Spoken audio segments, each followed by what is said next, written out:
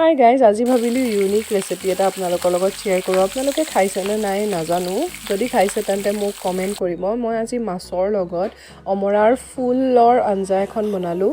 প্ৰথমে মই মাছটো তেলত ভাজি ল'লোঁ, তাৰপাছত মই অমৰা ফুলখিনি ভালদৰে ধুই কাটি বাছি তাৰ লগত উৰহি গুটি কেইটামান দি পেলাই মই কুকাৰত হুইচেল মৰাই ল'লোঁ। 2টা হুইচেল মৰালোঁ, কাৰণ টেঙা হয় বস্তুটো আৰু পটককৈ নিসিজে, সেইটো কাৰণে মই কুকাৰত হুইচেল মৰাই ল'লোঁ।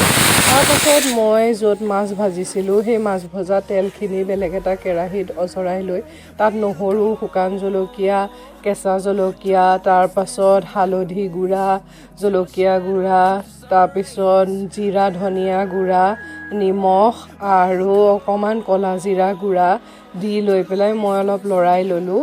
তাৰপাছত মই দিলোঁ কাটি ৰখা বিলাহীখিনি অলপ সিজিবলৈ দিয়াৰ পাছত মই ভাজি ৰখা মাছখিনিও মই বিলাহীখিনিতে দি পেলাই লৰাই ল'লোঁ। অলপ পৰ ভুনাৰ পাছত কুকাৰৰ হুইচেল যোৱাৰ পাছতেই মই অমৰাৰ ফুলখিনি উৰহীৰ সৈতে যিখিনি মই কুকাৰত হুইচেল লগাই লৈছিলোঁ সেইখিনি দি দিলোঁ। অলপ সময় উতল অহাৰ পিছত ইয়াৰ ওপৰত মই ধনিয়া পাত দি দিছোঁ। গৰম ভাতৰ লগত খাই খুবেই মজা লাগে। আপোনালোকে বাৰু বনাইছেনে বা আৰু আগতে আপোনালোকে অমৰা ফুল এনেদৰে খাইছেনে? মোক কমেণ্ট বক্সত জনাবচোন।